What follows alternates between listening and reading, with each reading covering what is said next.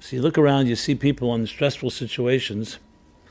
Some people literally get overwhelmed and unhinged, freak out, whatever word you want to use for it.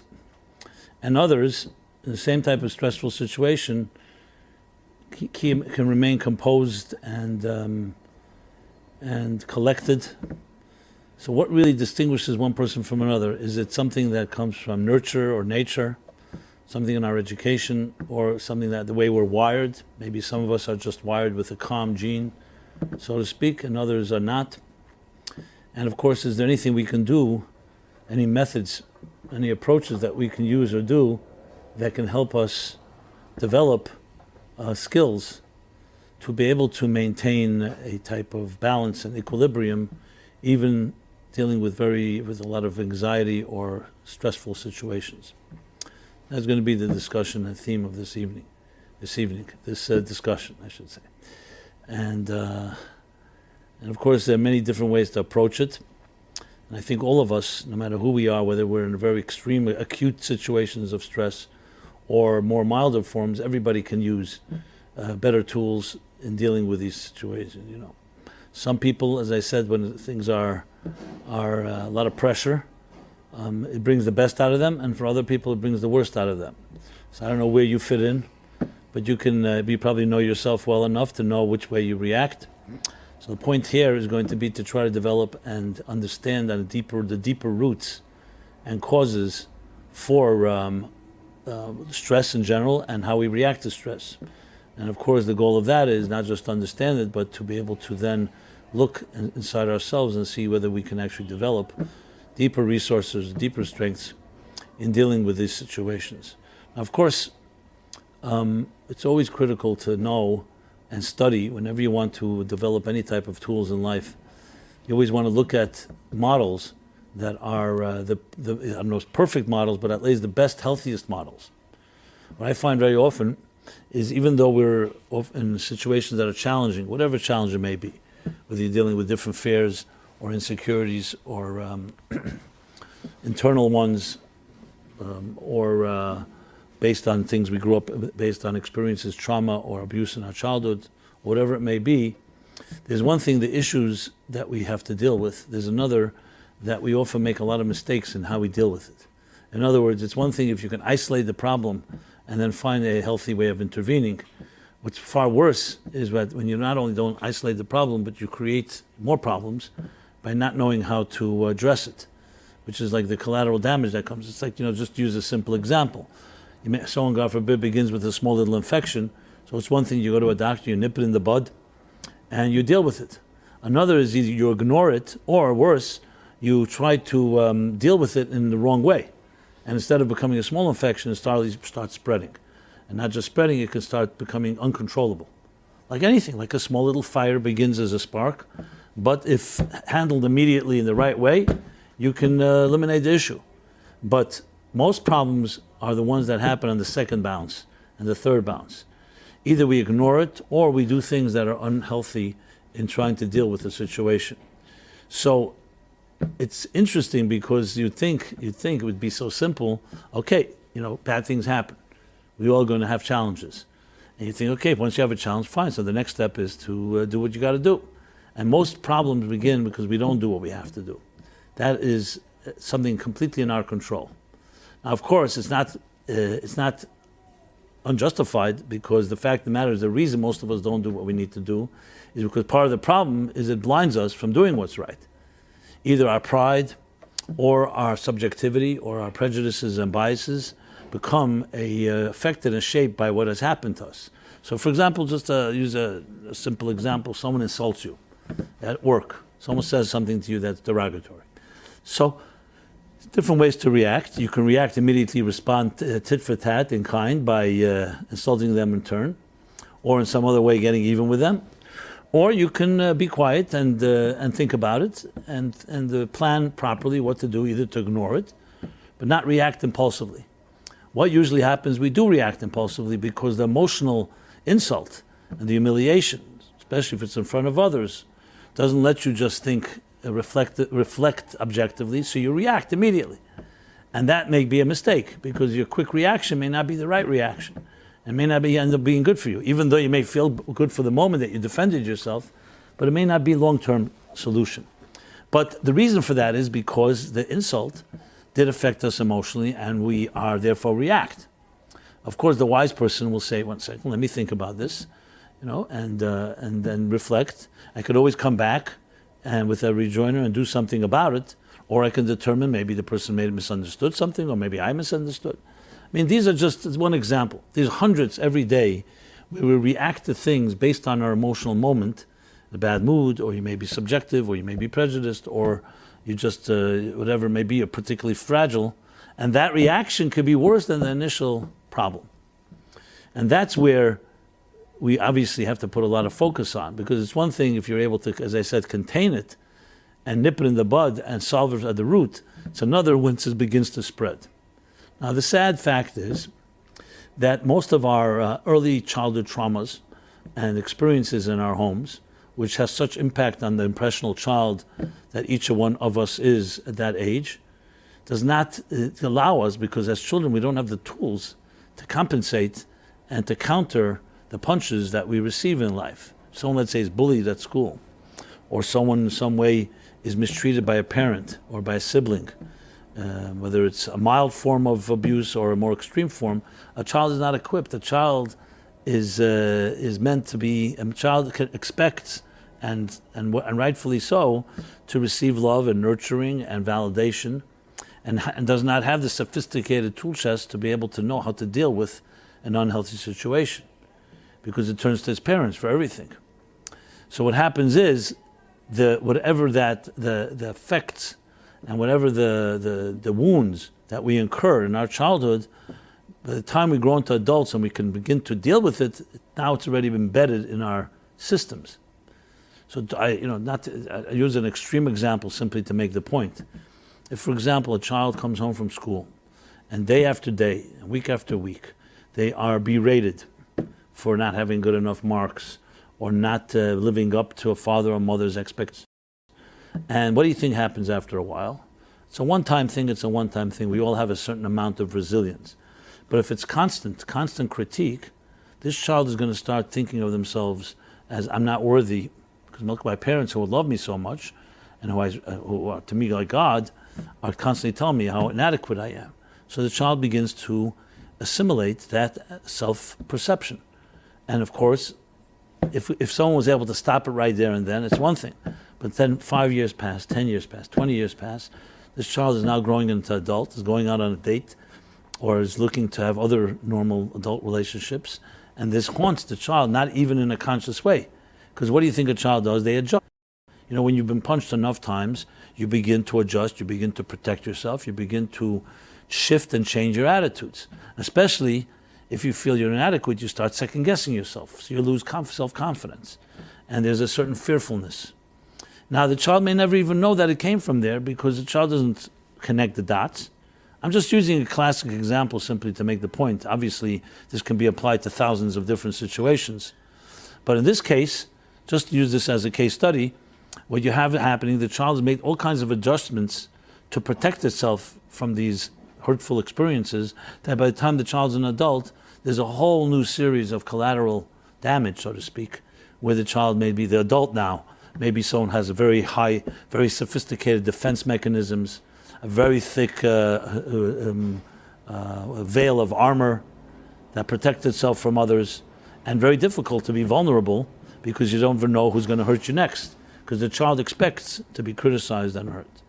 This is again a classic, and I'm not no means trying to be generic or overgeneralize, but just to make the point, as I said. So now what you're dealing with is not the original issue. You're now dealing with a whole slew of secondary problems that even the tools of this, who was once a child, this wounded child, as an adult, are also distorted, because the tools were all based on a unhealthy situation. So now the child can't even come, this adult can no longer, when dealing with a healthy relationship, meet somebody, let's say, that is healthy, they don't know whether they trust themselves or not trust themselves, and on and on. Everybody has a version of this in their own lives. Issues of trust and commitment, of not being wanted to be hurt. And then especially if you do get hurt again as an adult, then it just confirms, you see, I shouldn't have let my guard down. So then your guard goes up even higher, and you develop another layer of defenses. I'm sure you can recognize some of this in yourself. Obviously, as I said, I used a more extreme example. There's even worse than what I've said. I just didn't want to go into the full nightmare scenario. And there's, of course, milder forms, and every one of us has something to deal with. The question is the extent of it. The point I'm making here, to sum up, is that there's a wound, and there's what we do to heal that wound. And what we do often causes more problems, more wounds than the original wound. And the same thing is when we're dealing with stress and anxiety and all difficult situations. You cannot, if you look at the difference between, let's say, a tree that remains standing after a heavy storm in the woods, and the trees that fall and get destroyed, or a ship at sea, the ship that is able to survive, again, a storm, and the ships that don't survive, capsize. What is the difference between them? It's not the storm that defines the ship. It's before the storm began, one ship was built properly, one tree has the proper deep roots. The storm exposes, in calm weather, you can't see the difference. You see two trees standing. You don't know the difference between this tree and that tree. They both seem strong. But the storm strikes, you suddenly see the difference. You suddenly see that one tree remains standing, so you know it has to have deep roots and is able to withstand. It has the defenses necessary to withstand the storm. And another tree did not have those roots. So we don't want to wait till a storm strikes before we build up our resources, which is one of the fascinating lessons from the biblical story of Joseph. I always thought about it. And everyone knows the story with Joseph. The story goes that Pharaoh has a dream, two dreams, that Joseph interprets as being 7 years of famine, which will be followed by, 7 years of famine, which would be preceded by 7 years of plenty. And that was with the dream. And then Joseph advises Pharaoh that he should stockpile. While there's an abundance of grain, they should stockpile Egypt, and they'll have enough when the 7 years of famine strike. They said, genius, what a smart Jew. And immediately appointed him as being viceroy, second in command to Pharaoh himself, because he came up with this brilliant idea. When you think of it ostensibly, it seems weird and strange. Like, what's so brilliant about that? You know there's going to be a famine. Now you know there's abundance. So what's the big thing? You save. It's called basically saving up for times when the dry season, so to speak. But if you think about it, the brilliance was not the idea. The brilliance was execution. Everybody never thinks in terms of what's going to be tomorrow. Say, oh, tomorrow will come, I'll deal with it. Famine maybe won't be so bad. Right now you live in the moment. That's why they have all these vehicles called forced savings, automatic withdrawals. Why? Why can't you just say, every month, on the first of the month, I'm going to make my payment? Because most of us don't. We start saying this month's a little difficult, next month I'll pay twice, double.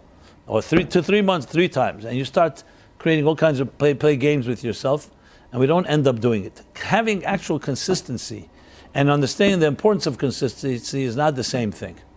What Joseph's brilliance was that he actually implemented. That as difficult as it was, he rationed off the grain, even when there was complete plenty and abundance. Never say, why are you rationing? Because one day will come, it won't be that way. And they'll say, maybe the dream wasn't exactly that way, maybe it won't be so bad. Nobody implemented. And that's what turned Egypt into a superpower. So it's one thing to know, another is to act. It's one thing to know that you should have a strong tree in your life, meaning you should be a strong tree. You should build a strong ship, not wait for a storm. But how many of us do that? We say things are good times now. Good times, psychologically, emotionally, I feel confident, I feel strong. Why should I be worried about the times that may not be that may be more challenging? But that's what defines the difference between the strong trees and the weak trees, the strong ships and the weak ships.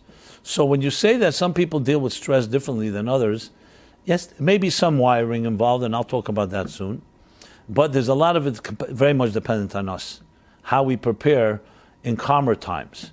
Very hard in the middle of a storm, when you have 90 mile per hour winds blowing, and all else havoc. Suddenly say, oh, you know what? We better build strong roots. Doesn't work that way. ships are strong before the storm strikes. And that's the same thing with our psychological well-being. So if you were to evaluate yourself, not when there's pressure and stress and anxiety and difficulties, in a calm time, do you know what you're made of? Most of us have no clue. It's when there are difficult times, then we suddenly are subject to the winds of extreme change, when suddenly we either realize that we have a lot more going for us. Like they say that the olive produces oil when it's pressured. Same thing is the expression used, Eleanor Roosevelt or whoever said it about women, that you don't know how strong a woman is. She's like that a woman's like a tea bag. You don't know how strong she is until you put her into hot water. Maybe an insult to men, but that's what they say about women, more power in that sense. But in general, when there's pressure, you suddenly see things about yourself you did not know. So it's hard to evaluate when things are going calm. What you really have, what are you made of? So we obviously need to understand that as well, and not wait when things are very difficult. Once the difficulty strikes in a person's life, it's very difficult to go ahead and say, okay, let's build resources right now. I'm not suggesting nothing can be done, but it's a lot more difficult. So really a discussion of this nature, what's the expression, what do we say, how to maintain calm during stress, really has to be addressed in two ways. One, what do you do when you're already in that situation? And more importantly, what do you do to preempt that situation so when it comes, you're well armed and you're well resourced? So I will talk from both angles. Obviously, I'm going to talk the second point first, which is how do you prepare? Because that's obviously the best of all scenarios. So to do that, we need to go back a little, as I said before, to put the microscope and let's analyze and evaluate a bit what are the dynamics that go on in the human psyche when stress strikes. And all forms of stress. This can be from a death to a loss of a job or to some other trauma in life, some transition, something that's serious, or it can be a stress that's more of an internal stress of internal anxieties over different things in life, sometimes traceable to childhood traumas and abuse or other forms of dysfunctionality. So I'm really covering, I think, as much as I can in the spectrum. Obviously, I'm not discussing things on a clinical level that may need medical intervention, as in medication or therapy or other forms.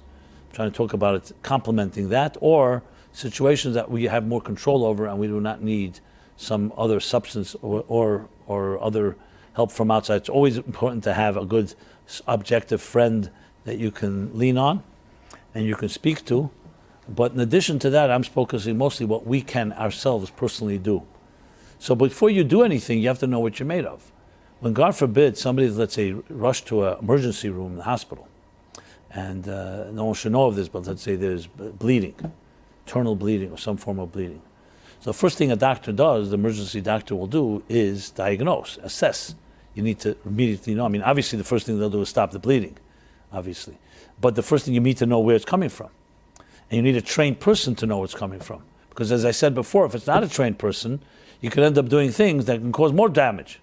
That's why it's very important when you have an emergency victim to know exactly not to move the person, when to move, how to move, because you can cause more problems if you don't know what you're doing. So the same thing is psychologically. If a person is in a situation, in any given situation, you need to know, what are we made of? Where is this coming from? Because if you do the wrong type of intervention or you don't do any, you can cause more problems than solve. So that's why it's so critical to understand or use the expression, one of the expressions in the mystical teachings, Hasidic teachings, Jewish psychology you can call it, is that Yedias, in Hebrew, Yedias hamach lechetzi refuah. Awareness of a problem is half the cure. So if there's a problem and you don't know what the problem is, that itself is part of the problem. Awareness of the problem. So the key thing is on awareness, self-awareness and awareness, what are we dealing with here? So let's analyze the anatomy of stress, okay? Now we know what it feels like. It feels very uncomfortable, to put it mildly. It feels extremely disorienting. demoralizing, can create panic. Stress is a very challenging thing, because you're, let's say, in a very calm environment, everything is going smoothly, and then something happens, unexpected, something you would completely not prepared for, and it throws you. Everybody can be overwhelmed by a situation. Of course, we're going to be talking about what you can do, and that's why you'll find the difference between different people reacting.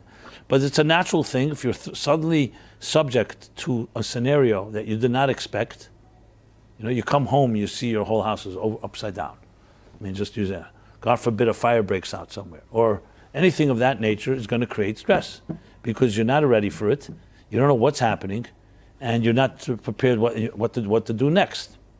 So a trained person is going to know how to go through step 1, step 2, step 3, and let's figure out what to do quickly. An untrained person will panic, and that panic could create even more problems. You see a drowning victim, for example, and they're thrashing about. So a trained lifeguard knows how to go over to that drowning victim and knows how to grab them. Because if you go regularly, they'll pull you down. And a person in that desperate state is very strong. They'll pull down anyone, even those coming to save them. Why? Because they're so desperate they can't think straight. So a good lifeguard will go from behind, grab the person in a way that they can't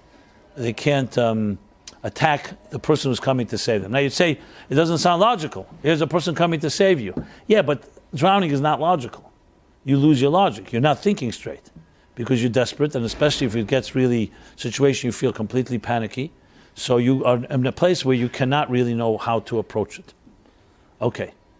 So what is the dynamics of the stress? Dynamics of the stress is the following. We're all created, and I'm talking now healthy children born with normal skills and tools. We're all born with tools to be able to survive. For example, even newborn children, without any conscious effort, cry when they're hungry, thirsty, in pain, uncomfortable. If they didn't cry, no one would know there's a problem. So that's how God created, that's how we are created. Without any effort, the human body has its survival instinct, and it will cry out when there's a problem. Now, when the child is older, they can speak, fine. But the same bodily instincts exist even in adult life. For example, you put your hand too close to fire, your body has nerves and is going to sense warmth and heat, and you'll pull away.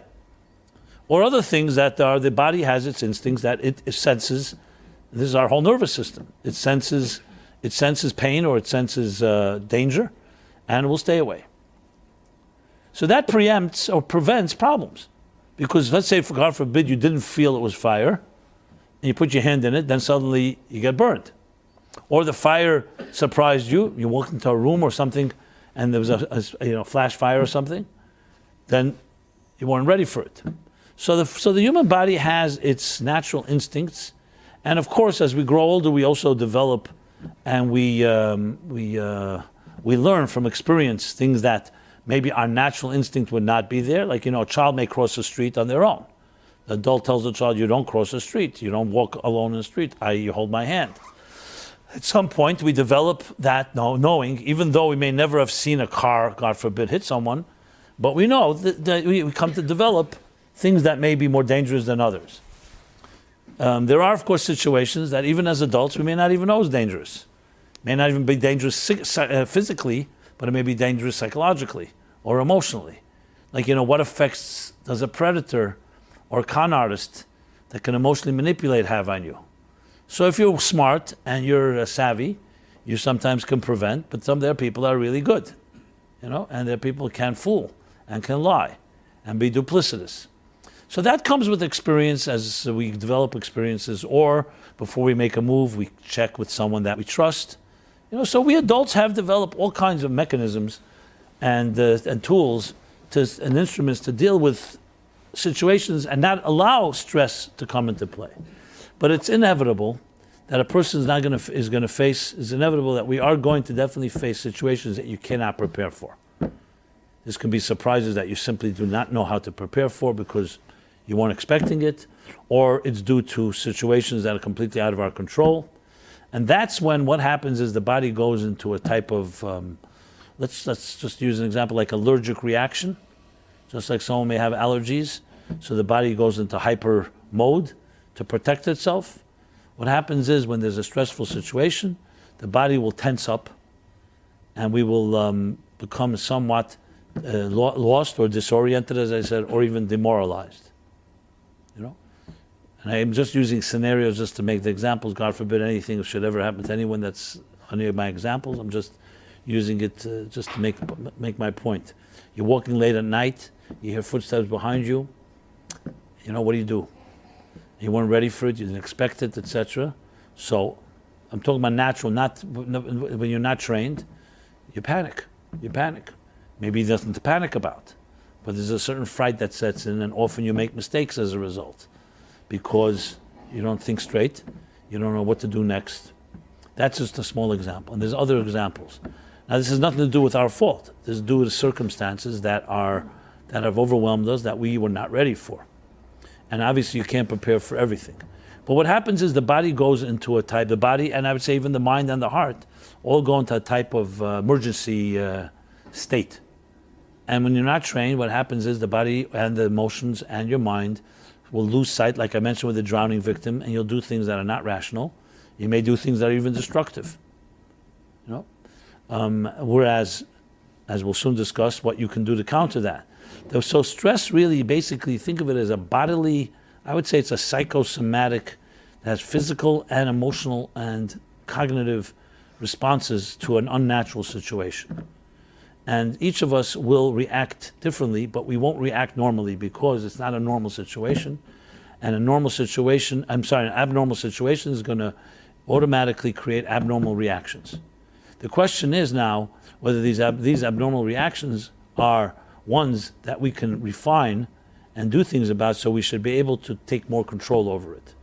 And that's where we have the capacity to develop different methodologies. But it's important to understand exactly what I just said here, that there's a natural state we're in where we feel safe and comfortable, and at home or with people we trust or environments we trust.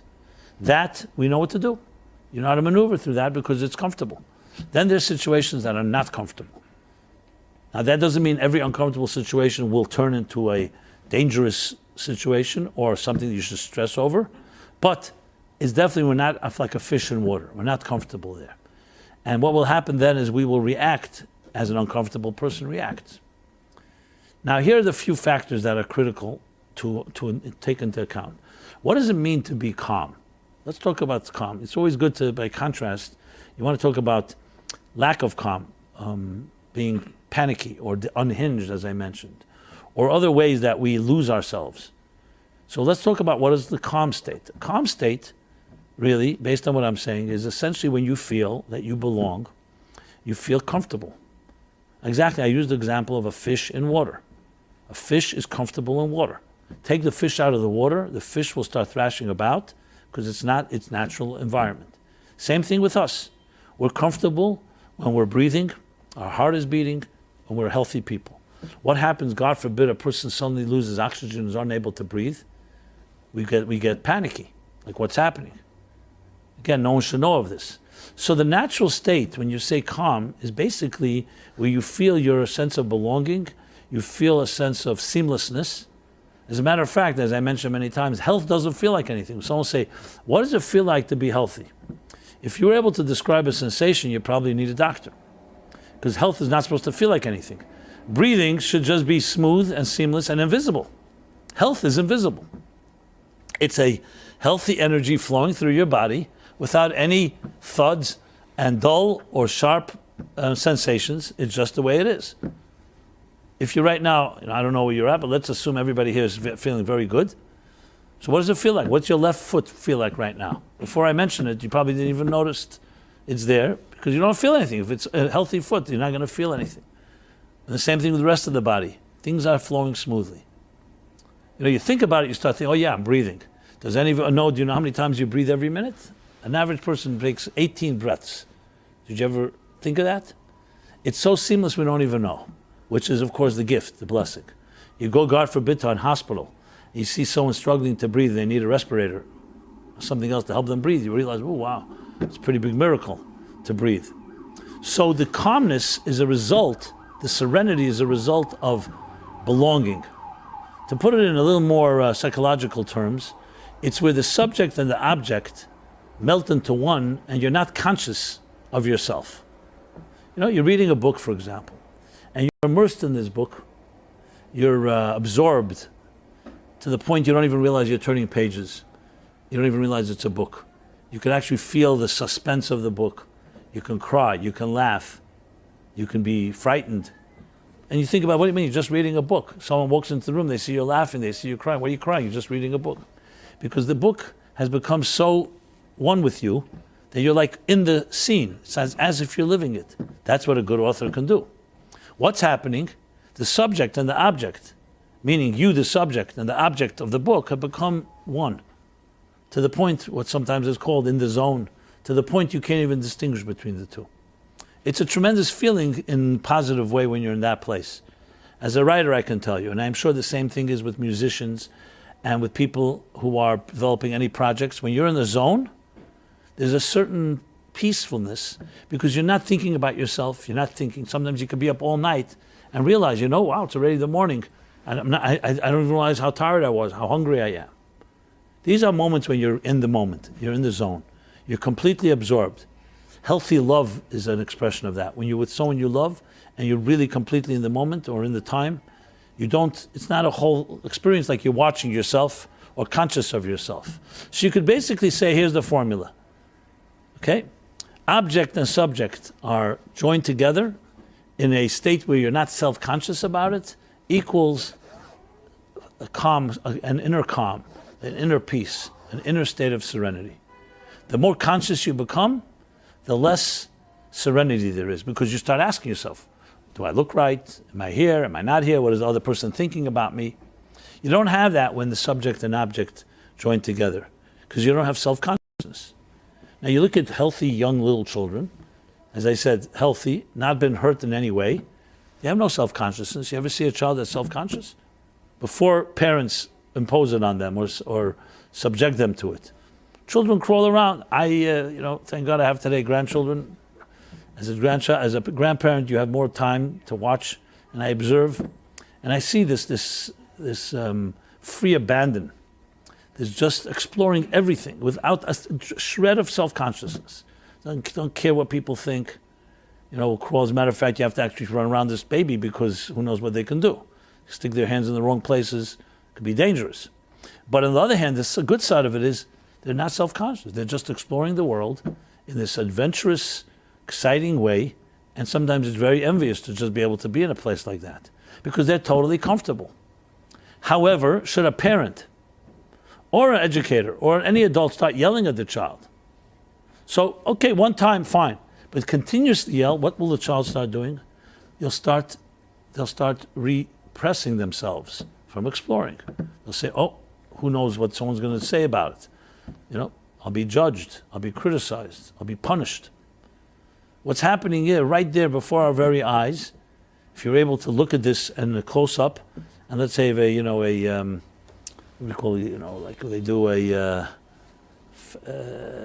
do a series of pictures of motion pictures, and you put them into one set that you could see something evolve. So you'd see how an innocent child, completely non-self-conscious and completely comfortable, suddenly becomes uncomfortable. And that child, in that type of environment, will continuously start second-guessing themselves, become more and more self-conscious. If the parents are loving parents and nurturing parents and validating, they will validate the child's exploration and self-confidence, and that child will grow up to be someone that is pretty fearless. In a good way. I don't mean fearless in a crazy, reckless way, but fearless in the sense that they don't second-guess. They have a healthy sense of confidence. Now, obviously, that also needs to be measured. Everyone needs humility, but they don't have that constant, am I being accepted? Do I have to please people? They don't become pleasers. They have a certain sense of self, and you know that they're at peace with themselves. I've seen people like this in my life. Not many, but I've seen. And you could tell immediately. You could see a person just comfortable in their own skin. You get the concept. And some people are just not. And it's not a critique, Because most people not comfortable in their own skin is not due to their own fault. It's because they were made uncomfortable. And and they're now a product of that. But that doesn't mean you can't reverse it. So what is calm then is a state of belonging, a state of feeling that you are comfortable, and thus nurtured. You go swimming, you go to the beach, you go underwater, there's a certain calm, because it's almost a recreation of the 9 months that we spent submerged in embryonic fluids in our mother's womb. That's not to be underestimated. The 9 first months of your life, before you became an independent child, but from moment of conception, developing into a fetus, 9 months, you were completely submerged in another human being. Everything was taken care of. What you ate, what you drank, what you breathed, everything. Completely protected. Now, God forbid, unless a mother is taking drugs or doing other unhealthy things, most children will have that gift. And even if the mother is psychologically screwed up and will be later abusive, but the 9 months, God protects the child, even from an unhealthy mother. Again, except if she does things that are literally unhealthy. So it's interesting. We begin our lives, and the Kabbalists, the mystics, actually talk a lot about this. How we begin our lives submerged, literally like a fish in water. Literally. And that's why we begin with a fighting chance that we enter the hostile world, and the umbilical cord will be cut. And more than once in life. Once physically, the other times figuratively, hopefully. You will have been empowered with an arsenal of a calm state of serenity that began the beginning of your life. As a matter of fact, according to the Medrash, some of the sages, they say that existence itself, the universe, began completely submerged in water, and it was only afterwards where water and land were separated. Even from the point of view of the Big Bang, that was also the case. Everything was one soup of gases before it exploded and began to become a shape into the universe as we understand it today, into a many multifaceted. So there's something to be said about that state of inner unity or inner seamlessness. And that is when every time we feel calm in our lives, in a sense, we're going back like that to that natural space. When you're comfortable with somebody, what's really making you comfortable with them? Besides the fact that you trust them, what makes you comfortable is that you feel that you belong, that you feel you're not being judged. There's a lot of action going on in New York today. This is very stressful to me, all these New York sounds. I know you get used to it, right? But you're going to see, I'm going to try to compose myself and make sure to demonstrate calm amidst New York's emergency vehicles. Okay, that was a little aside. So when you're comfortable with someone, if you could analyze, evaluate the anatomy of it, it means there's a comfort with a trust, where you know, as I said, as soon as someone starts judging you, you could see it right away. You ever see people, you meet somebody, you right away see in their eyes, they may not criticize you right away, but with their eyes they're already giving you a look over, and you're ready to hear stuff. You're not comfortable around people like that because they're projecting their own garbage on you. And it doesn't mean you're necessarily vulnerable to it, but it's not comfortable. Whereas you see some people, they just look at you with kindness. And I'm not even talking now love per se, just a certain compassion and kindness, a natural reaction of respect, dignity. You know very well when your dignity is being respected and when it's not. We all are able to tell. Some people, unfortunately, think that they deserve to be abused, and therefore not surprised someone assaults their dignity. But that still doesn't mean that they feel good about it. And many absolutely are insulted because we deserve that right. So where do we get that from? We get it from because it's our natural birthright. As I said, 9 months in the womb, and the natural state of the soul. I'm introducing the soul here now. The natural state of the human soul is comfortable. That's why children are comfortable until they're told to be not comfortable. It's a fact. Now again, I'm not talking about extenuating circumstances or something. I'm talking overall, that's the way it is. So really, our natural state is calm, and our natural state is serenity, and natural state is seamlessness and lack of self-consciousness. So what happened? What happened was the natural state was upset, was disturbed by something.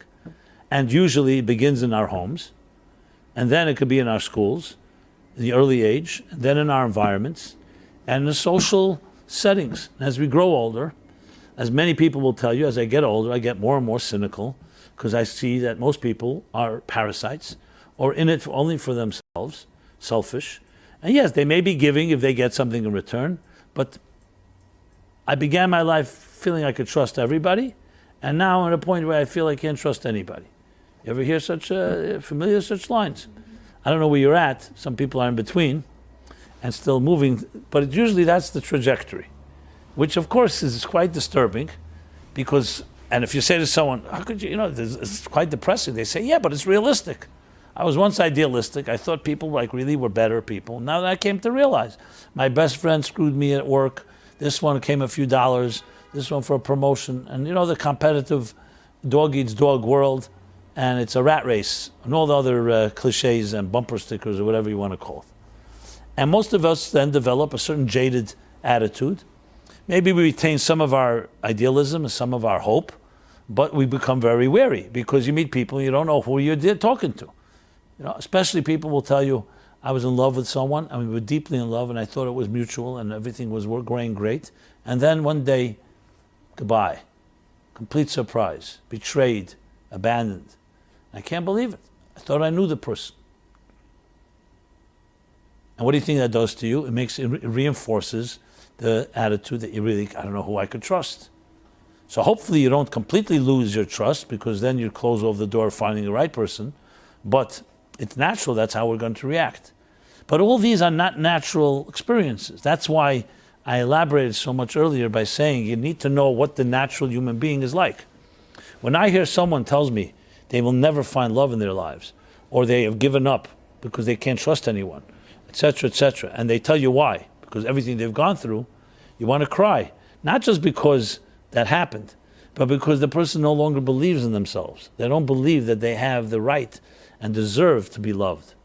And all these negative experiences have now defined who you are. And this is the part that's critical to know. You are not the sum of your experiences. You're not a product of your circumstances. You are who you are. Things may have happened to you, but those things did not change you. Unfortunately, most of us do change our sense of identity based on life experiences because we don't have an alternative. So, I'm giving you many, not imaginary, very real conversations I've had with, I would say, thousands of people by now, of one form or another in this context. Okay, so I say, but then there's the identity that you really are, you're not aware of. Yeah, but I'm only aware, this is the response. I'm aware of what I'm aware of. I'm aware of what my experiences are. My experiences have been overall negative. And that's all I have. So why are you telling me I don't have an alternative? So then, of course, my response is, learn more about yourself. Find out what your soul is like. And say, well, I am now too late for me. The storm has already struck. I can't go build my ship anymore, like I mentioned before. And the answer is that's not true. No matter what's happened in your life, you still have a soul. There's a very powerful prayer. I've cited it the last few weeks, and I want to cite it again. I just find it to be extremely empowering. Every morning, the prayer service, the chakra service, right in the morning, the first prayer is, I thank you for returning my soul to me. Simple prayers that sound simple, but as you'll see in a moment, they're extremely profound. And these go back thousands of years. So there's some time-tested element to this. Then a few lines later in the prayer, we say, this soul that you've given me, talking to God, is tahirihi, is pure. And then it continues, you've created it, you've shaped it, you've infused it within me, and you protect it. I just want to talk about that short prayer. In other words, firstly, there's a soul inside of you. And secondly, that soul is pure. And you say it every day. You could say, you know what, it was pure when I was 1 year old. Not today. Today it's no longer pure. I've defiled it many times, and many people have defiled it, and many people have heard it. But it continues to say it. Why? Because the soul is not impacted by your life experiences. I'm not suggesting life experiences are not important. And they're not, of course they're part of your life, part of your history. But it's not your identity. And you will see this as a rule. And I would challenge anyone to show me otherwise. The people that maintain the deepest element of serenity and calm and stress are people who are extremely comfortable with their soul, and no matter what happens around them, that is never shaken. That doesn't mean they don't have stressful situations. That means they have something else going for them that is stronger than anything else that's happening. Like the roots of the tree. They have those profound roots. Now, interesting, Viktor Frankl, in his whole logotherapy, he developed the ideas actually before World War II, before the Holocaust, but it was all verified if you read his book, Man's Search of Meaning. What does he say, basically? That the deepest thing in life is the search for meaning, and the people who have meaning in their lives, even if they go through the harshest experiences, what does he say? If there's a why, you can deal with any what. I think something like that. And he studied Jews in the concentration camps that were inmates near him, those that were believers and those that were not believers, or at least thought they were not believers. Those that felt life has deeper meaning, and those that felt life has no meaning. And became very clear, those that had the meaning did not suffer less. They also lost husbands and wives and children and parents and grandparents in the most horrific way. But they had an additional thing in their arsenal called a deep belief in the meaning of life, and the purpose of life, and the higher purpose of life. So the suffering was there, equal to others, but they had an additional tool. And that's a key thing. I've heard this from many times. Many people say, you hear this very common statement. If that person suffered like I would, they also wouldn't have been able to handle it. You know, no one has suffered like I have. No one can understand me because my experiences are worse than anyone's. Now, I'm not minimizing anyone's horrible experiences, but don't ever think it has anything to do with anything like that. There are people who may suffer even more than you and are able to, not they suffer less, but they have tools that counter it. So that statement that says if someone suffered like I did, they'd be the same way completely distraught or completely overwhelmed like me, that's not true at all. It is not true. And you see it. The Holocaust doesn't get worse than that. And you see it all the time. That you could have two people in exactly the same situation and one person is more resilient than the other. Based on what? So there is wiring. We'll talk about that in a bit. But it's not so much the wiring. It's much more nurture, much more what you can do about it. I always, I'll use this story because it just captures it very well. The sixth Chabad Rebbe, his name was Rabbi Yosef Yitzchak Schneerson. He lived in the harshest times in the Soviet Union, former Soviet Union. This was under Stalin, Joseph Stalin. Joseph Stalin, even though we don't like to compare, I guess animals or whatever you want to call them, but he was a good competition to his partner in, that wasn't his partner, it was his Hitler in Germany. And he had a passion to kill Jews as well. And he did. No one even knows the numbers. The Germans were meticulous with numbers. The Russians were not. But anyway, what he did was, when he came to power in the 1920s, basically began to eradicate, or try to eradicate, every semblance of Judaism, Jewish life in the country. Now you have to remember, some say there were over 10 million Jews in the Soviet Union in the early part of the 20th century. No one really knows the numbers. So it was not a small matter. It was like someone deciding to, God forbid, do that in the United States. The United States has 5.5 million Jews. So, and it was tough. It was very tough times. A long story short, he was arrested for what they called counter-revolutionary activity, because he was doing everything possible to preserve Judaism. They closed down synagogues, or they left them open, but they had informers who were constantly arresting people and killing people, shooting people. There was no due process. They closed down mikvahs, they closed down kosher, they closed down everything, circumcision. The whole Jewish life, traditions that were so much part of Jewish life, they tried in any way possible to eradicate. He went to war against that, not in an overt way, by maintaining his commitment and encouraging others. They called that counter-revolutionary. They arrested him. Now, arrest there was not exactly you hire a lawyer and you get out if you're innocent. There was no such thing as a defense attorney. It was a kangaroo court, set up completely only prosecution, and you're completely at their mercy. Now, this Rebbe wrote he wrote a diary, which he called Tractate from Hell, Masechta Gehenim. That's what he called it, and he described the torture and described what he went through and all. And in his mind, he said, the day he entered prison, And he said to himself that I made a resolution that I will, no way will I cooperate with them. And whatever happens, happens. But I will not lose my dignity and give up my own choices because of them. And he insisted that they let him keep his talis and tefillin. And even though he was fluent in Russian, he spoke only Yiddish. Mind you, some of his captors, his main captors, were Jews. They were called the Yevsektia. These were called the Jewish communists. They were bigger anti-Semites than all the non-Jews. And as a matter of fact, some of them had grandfathers who were Hasidim of this man, Rabbi's grandfather. And there's a very interesting is a weird word here, but very fascinating interactions. I want to share one main one. He, as I said, refused to cooperate. So one of his captors, who's Jewish, his name was Lulav, said to him in Yiddish, he put a gun to the Rebbe's head and said, Rebbe, in Yiddish he said to him, this object here has made many people cooperate. Many a man cooperate. And the Rebbe responded to him, this toy, in Yiddish tzatske, can frighten someone that has one world and many gods, but not someone who has one God and many worlds, or one God and two worlds.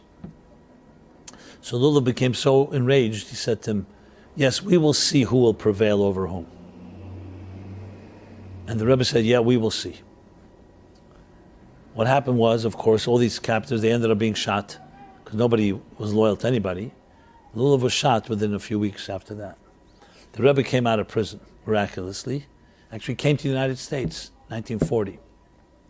I don't think I'd be sitting here today, were it not for this man.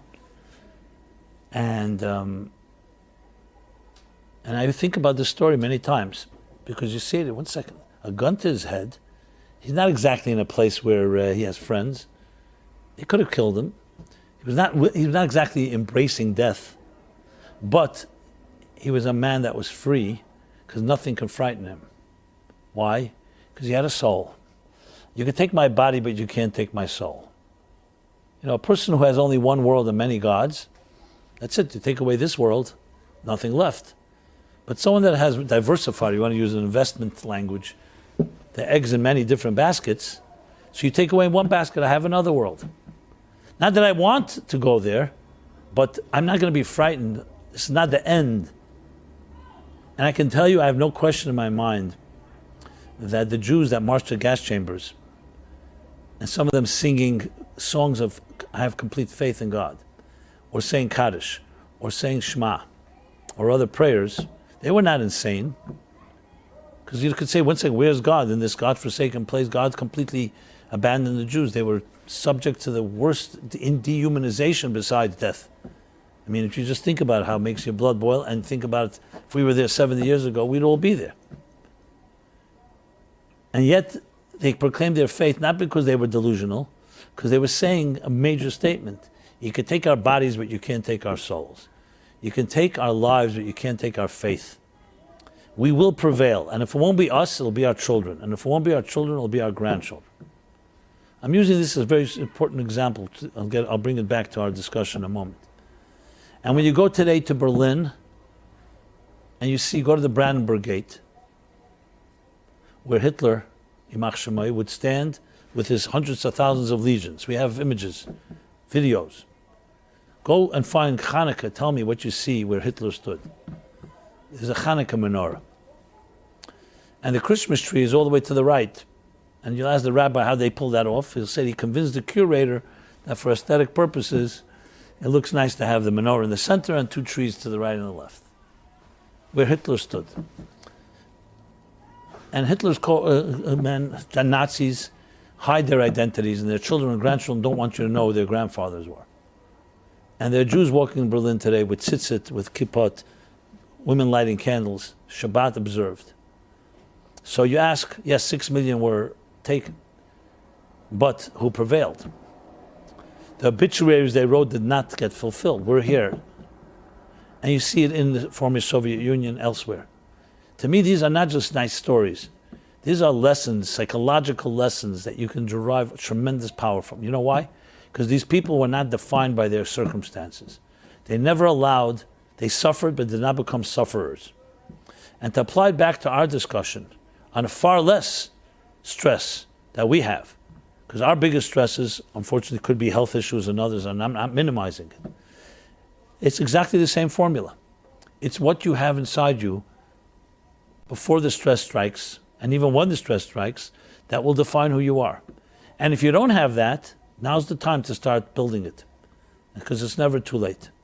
We all have it, as I said, our birthright. We have a serene, natural calm inside our soul.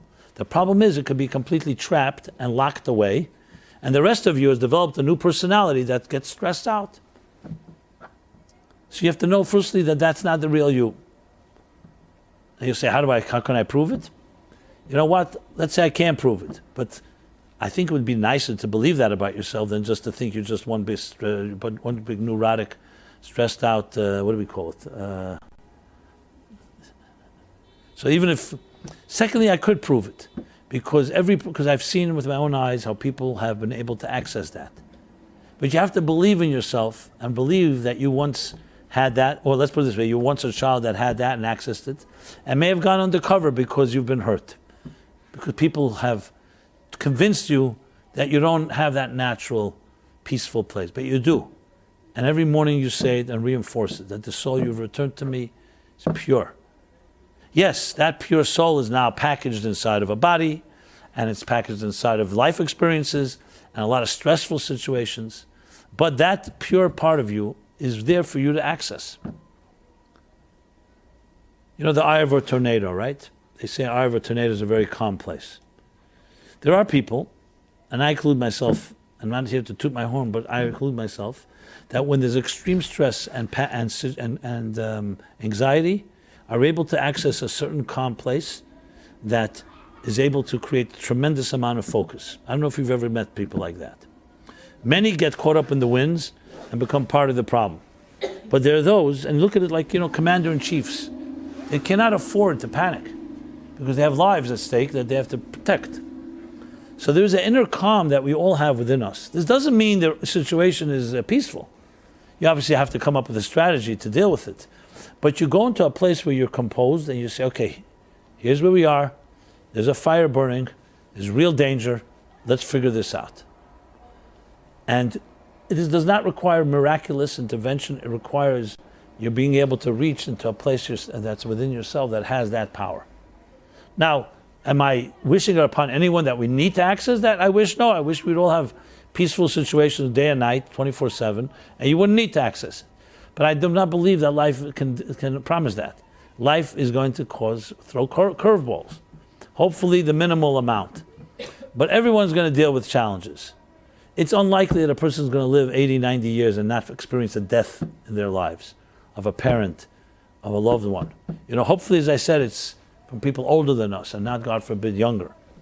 But it's inevitable. That's the way life is as it stands right now.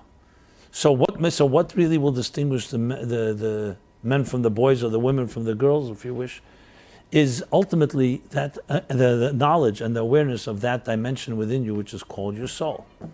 You say, I know nothing about your soul. So right now is the time to start learning about it. And as you learn about it, you become more aware of it. Because your soul is beating inside of you as we speak, just like your heart is beating inside of you. You have to just know how to recognize it. As a matter of fact, I will even tell you this, anxiety is actually your soul telling you there's something wrong. Just like your body tells you through pain there's a problem, the soul tells you there's a problem, that the soul is not being fed when you have anxiety. It's the language of the soul.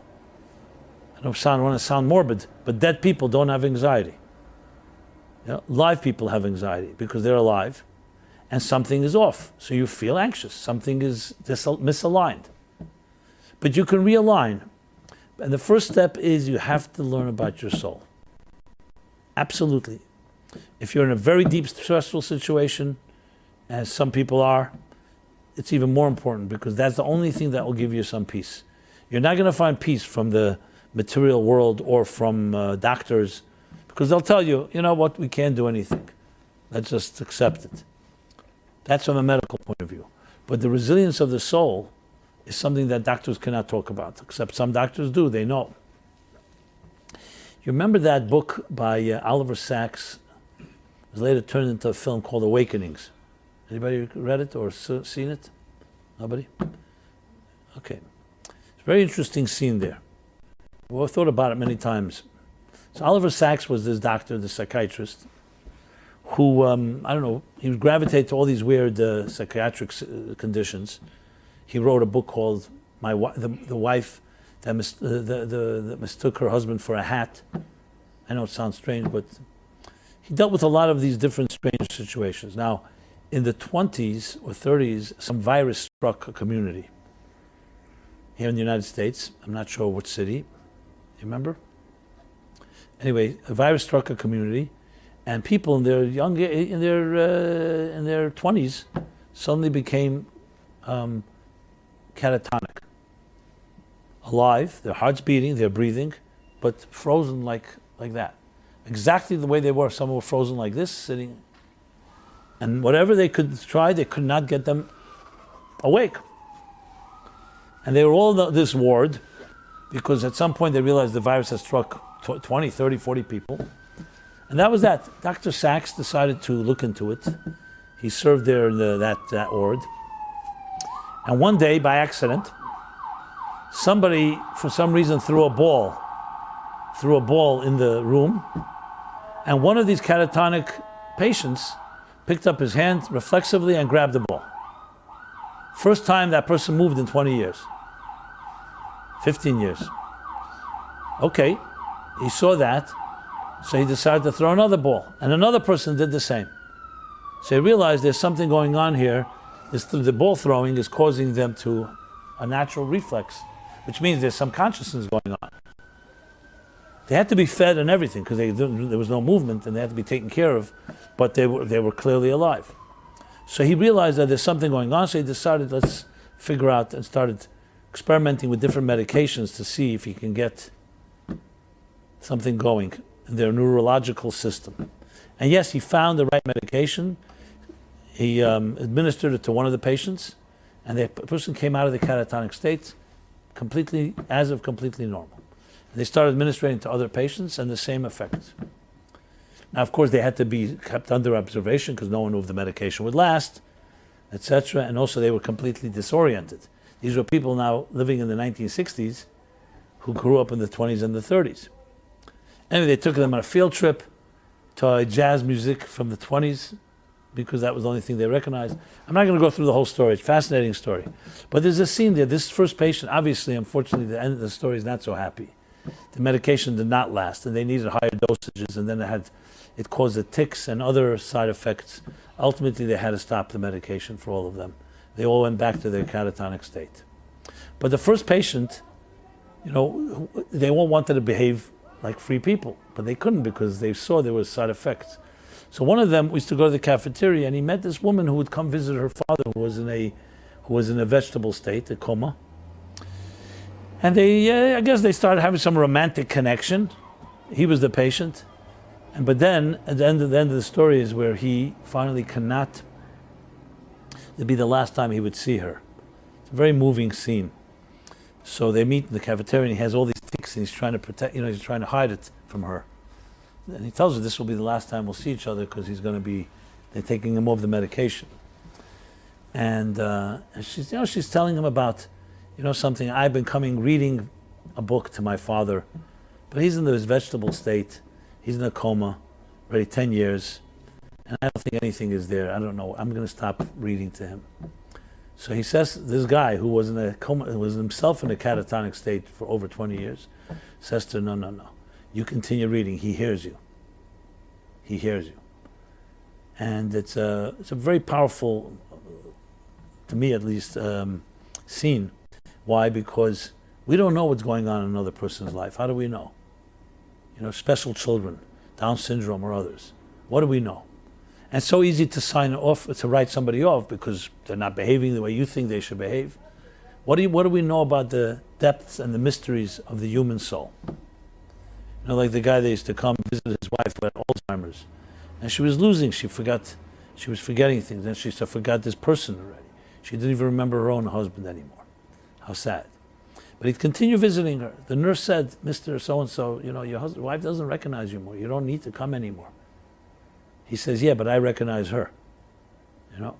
So the matters of the soul are mysteries that we should never think. You know, what do we know? We don't even know about the mind. Ask the greatest neurologists on earth. Ask them what percent do they estimate we know about the human mind. The human mind is the size of my palm, a little larger than this palm. What do we know? If they tell you we know 5% about the mind, we'll be lucky. That's what they will say. I've asked. The mind, let alone the human psyche and the soul. Now, medical advancements are tremendous. Longevity, age expectancy, life expectancy, and so on. Not taken away from that. But we know so little about this little human being called the 5-6 foot frame human, 100, 120, 130 pounds. I'm not going to go higher than that. You know, what do we know? We know more about outer space, millions of miles away, than we know about this little creature here, right? Sitting right here in this chair, meaning all of us. The soul is an unfathomable and deep and mysterious place. But there are books that talk about the soul. You mentioned the Omer book. We're now in the 49 days between Passover and Shavuos. I wrote the Omer book, which dissects the 7 times 7, 49 emotional attributes. And when you read it, you know, no one's ever seen an emotion. What does love look like? We don't know, but we know what it feels like. And there's discipline, and there's compassion, and there's endurance, and there's humility, and there's bonding, and there's dignity. 7 emotions. And you follow this as we have an app. This is a plug, but I'm not trying to plug it. I'm really trying to make a point. And that is that the soul is made up of parts. And just like a doctor will give you an X-ray or a CAT scan of your body and your mind and other parts of your body, there are books that give you an X-ray of your soul. A real X-ray. Again, it's not a physical X-ray. It's not made up of physical parts, but it's made up of spiritual parts. And there's ways you react to things. Love is a very real part of our lives. I would say love is probably more important than any other organ in the body, even though it's not an organ or limb, but it's a necessary component. So when you start recognizing and studying and recognizing what your soul is like, then you learn how to nurture it and nourish it, just like we nourish the body. And that is the greatest counter force to any stress, because the soul, as I said, is pure. The more you can rely on your soul, the more you can fall back on it, the less stress there will be, guaranteed. And as I go back to the formula I said before, the more someone is where they feel they belong, and that's the soul of a human being, the less they will be impacted by the stresses of their lives. That, again, I repeat, that does not mean you won't have stresses, and it does not mean that everything's going to be simple. But you've discovered deeper resources. And this is not, don't take my word for it or by faith. Try it out. I've seen it. I've seen it work with place situations of people with very dire circumstances, very difficult. And it absolutely works. And it makes total sense, because what you're doing is digging deeper and finding more resources. Those resources are what give you the power to counter any difficult situation. If you don't have those resources, then all you are subject is to what you have. And stress and anxiety will control your life. So the only solution is either you're going to numb yourself and self-medicate to the point you don't feel the stress, which is not obviously a real solution, that's just escape, or you're going to dig deeper and find resources within yourself that are as powerful as the stress, if not more powerful, and it will counter it. And yes, you'll be able to say that this will frighten someone that has one world and many gods, not someone who has one God and many worlds, many dimensions. Sadly, we live in a very materialistic universe that really seems to gravitate for relief to material pleasures, money, power, influence, sex, other physical pleasures and escapes that become somewhat of like an oasis, something that numbs and relieves our short-term relief of our existential pain. But like anything, it lasts not long. You need another fix very quickly. And if you don't have those fixes, you're either going to suffer or you will, as I said, numb yourself. And there's another option, which is a more longer, shorter road, and that is to find within yourself a resource which is your birthright and part of who you are, that actually is a source of calm and serenity. You actually can open up a reservoir that's ready inside of you, and it will pour into your life inner calm and serenity. Now, it may sound crazy, it may sound miraculous. It's not, because it's there already. And if you look back in your life, you'll find scenarios where you probably have a taste of it. Especially, I go back to the child. Look at children. It's not sometimes, this is an empirical fact. You study children, you show me anyone that's under 1 year old that is stressful, unless they're living in a stressful home. Children don't have natural stress. They don't have natural anxiety. Again, except in circumstances that force it upon them. I would even say older than that, but by older than they already start getting influenced by the forces around them. Like I told the story here, not a joke. A guy told me to come to this class. Him and his wife, they have a bunch of dogs and cats. But one dog particularly was acting up. And they're well-to-do, and they have a veterinarian. But not only a veterinarian, today you also have dog psychologists. I kid you not. So they put the dog on the couch, I guess. I don't know if it's a couch. The canine couch, or whatever, figurative couch. And the psychologist, the dog psychologist, told them these words. I mean, when they told me, I burst out laughing, and they said, "Why are you laughing? We're crying." Okay, but then I couldn't control myself. The psychologist told them that the dog is exhibiting a lot of neurosis and clearly picking it up from them, because the dog on its own doesn't have neurosis, and they have to stop arguing and stop being so tense in the home. And they were they're mortified. They said, "You're right. It's true. We do argue and all that, So very, very healthy creatures, put them into an environment of stress. They're going to get stressed. That's how it is. You ever go to a party and you can just feel from the top down, from the boss down, from the hosts down rather, stress. The waiters are stressed. Everybody's, and they also get stressed. It's like the whole place is just an exercise in tension. And then you come to parties where you just feel comfort because the people on top are comfortable, and spills over, and it's a comfortable place to be. It's not difficult to pick up. Now, I know that reality is also some people are addicted to stress. Like someone tells me, more than one person has told me, that when I go to a place that's too peaceful, I get nervous. Because I thrive on stress. And therefore, some people actually create situations, crisis. You have this. You can see this in relationships, in dating and so on. Some people need to create a crisis. You say, why are you creating a crisis? They're not even conscious of it at times because they're comfortable. That became their comfort zone. It's like if you breathe toxic air for too long, it's the only air you want to breathe. And if someone brings fresh air, they say, that's not good for me because it's makes me cough. But because they get so used to toxicity. So the point of the matter is, we become somebody that we're not. And I am ready to state with everything I know and experience that many of us are not who we are behaving, not who we really are. I'm not going to compare us to dogs, obviously. That's not my point. My point is the stresses of life and the circumstances of life have defined you. And that is the real tragedy, because it's not you. It's bad enough the things that have happened, but now that you yourself say, I'm a product of that. Like I always point out when someone says, who are you? People give you their business card. Every time and I say, but that's not you, that's what you do. So the smart ones will say, well, what I do is what I become. It's true. You become your job, but that's not who you are, and everybody knows that. But that's life. We become what we do. We become what our activities are about. And therefore, instead of it being the other way around, that your insides, who you are should define what you do is define who you are. Now, it may not sound so terrible, but it becomes terrible when especially it's negative stuff.